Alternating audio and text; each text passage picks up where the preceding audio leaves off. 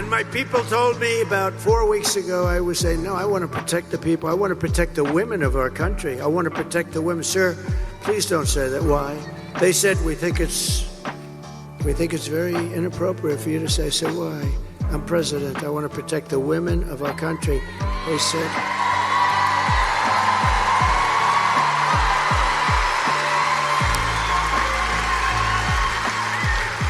They said, sir, I just think it's inappropriate for you to say, pay these guys a lot of money. Can you believe it? Watch this. I said, well, I'm going to do it whether the women like it or not. I'm going to protect them. And my people told me... See that? I'm going to do it whether the women like it or not. I'm going to protect them. Now, why was this such a colossally huge blunder on his part? The nail in the coffin moment. Because think about this. We got Access Hollywood coming back to the forefront. Another woman died of sepsis in Texas. Like, Texas women, oh my God, dude. They are so livid right now. Multiple women have died in Texas because of their abortion ban.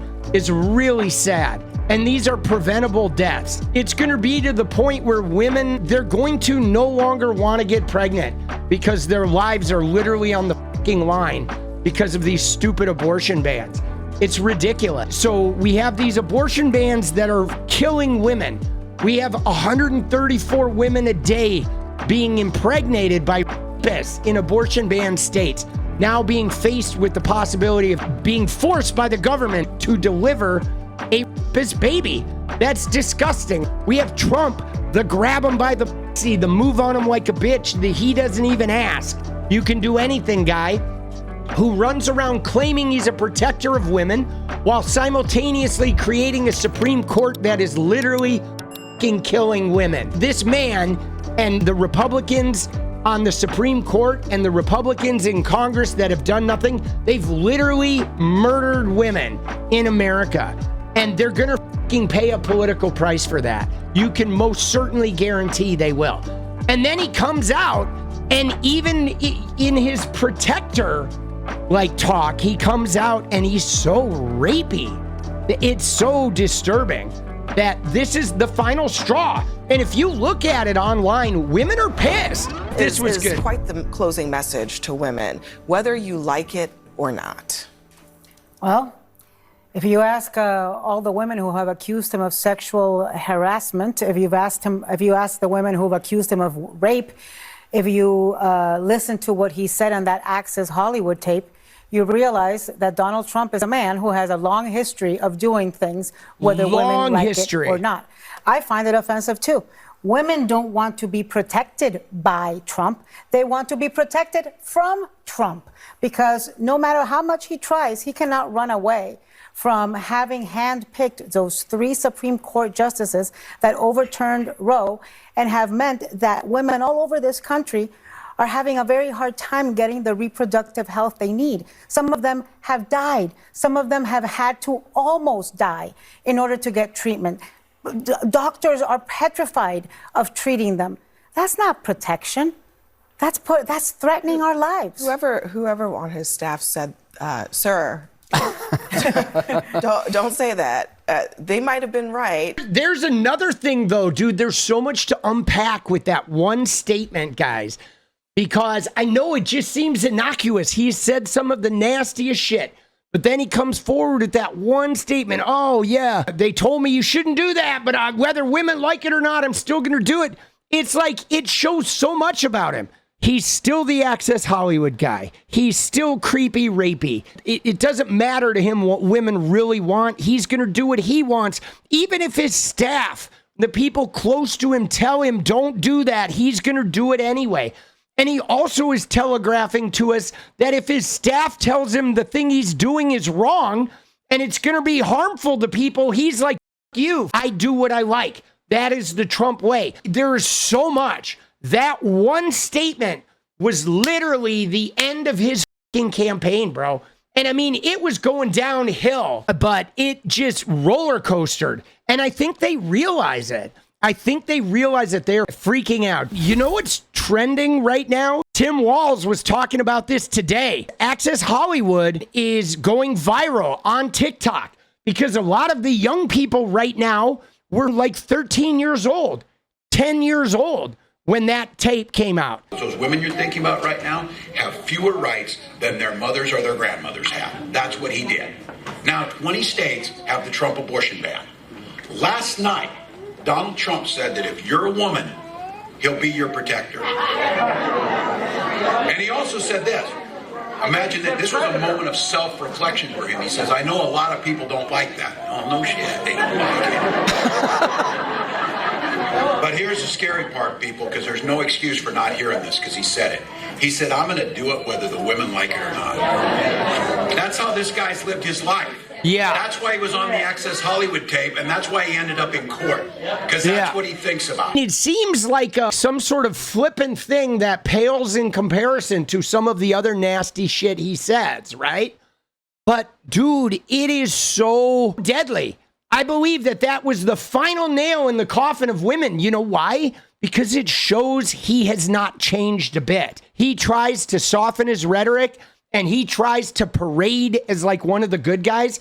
But we know he is just an abuser, a rapey abuser at the core. And going all the way back to the Access Hollywood tape, where he admitted he was a rapist. I gotta use some Tic Tacs just in case I start kissing her. You know, I'm automatically attracted to beautiful. I just start kissing them. It's like a magnet. You just kiss. I don't even wait. And when you're a star, they let you do it. You can do anything. Whatever you want. Grab them by the pussy.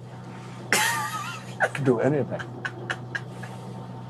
Look at those legs. All I can see is the legs. No, it looks good. Come on, shorty. Oh, nice legs, huh? Oof. Get out of the way, honey. That's good legs. Dude, they're looking at a woman like through the window. Yeah, that's rapey. Going and dating a woman and believing that because you're a star, you can do whatever you want.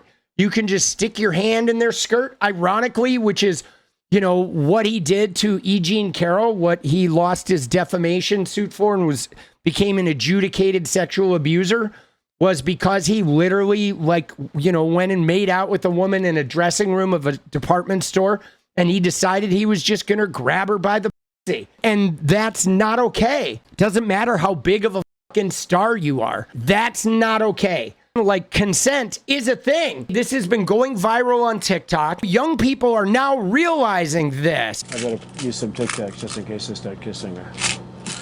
You know, I'm automatically attracted to beautiful. I just start kissing them. It's like a magnet. You just kiss. I don't even wait. And when you're a star, they let you do it. You can do anything. Whatever you want. Grab them by the pussy. You can do anything. Pull the hell. Dude, that shit should have ended his campaign back then. And then you have these guys that are also doing this weird shit about their women voting, like Jesse Waters. And if I found out Emma was going into the voting booth and pulling the lever for Harris, that's the same thing as having an affair. Listen to that. If his wife votes for Kamala Harris, he considers that the same as if she went and some other dude. Dude, how demented is this guy, bro? That violates the sanctity of our marriage. Yes. What else is she keeping from me? Exactly. What else has she been lying about? Yeah, why would she even have to lie? I mean, I guess she has to lie because otherwise you're going to blow it out of proportion and be like an abusive fucking psycho weirdo about it. Dude, they're so scummy, bro. Your turn, honey. In the one place in America where women still have a right to choose. You can vote any way you want. And no one will ever know. Did you make the right choice? Sure did, honey. Remember, what happens in the booth stays in the What booth. happens in the Vote booth Harris Walls. stays Vote common in the good is booth. responsible. Oh my God. What happens in the booth stays in the booth. I'm telling you, this is Donald Trump's worst fucking nightmare. And right-wing media, as soon as they got hold of this, dude, they freaked out about it because they know. And you know what I love, guys? You know what I love about this? Here's what I love about this. If we look at the long game psyop of, like, you know, political reality, we are 4 days away from an election. that I am pretty certain Kamala Harris is going to win. And I think she's going to win in some ways indisputably. And because of people of color and because of young people and because of women of every stripe coming together. But you know what I love about this, guys, with this ad is because a lot of these conservative guys are going to spend every day for the rest of their fucking lives looking at their wife, and they're going to wonder if she voted for Kamala. Right? They're going to wonder if she did, because I bet a lot of them are like, God damn, maybe she did. They're going to be looking for the signs. Conservative men, after they lose this election, are going to be like off the cliff of suspicion, you know, that suspicion and that paranoia that like gets into them. And this ad does a great job because you know that even a lot of these conservative pundits, you know that their wives, their girlfriends are going to vote for Kamala Harris because they are tired of dying because of controlling degenerate men. They're tired of it.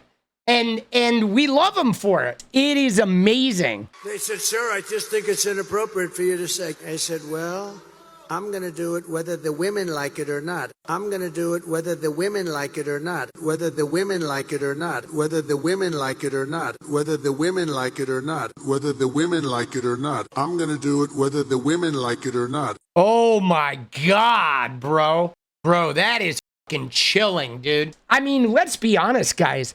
Forcing a 13-year-old girl to deliver a baby is fucking demented.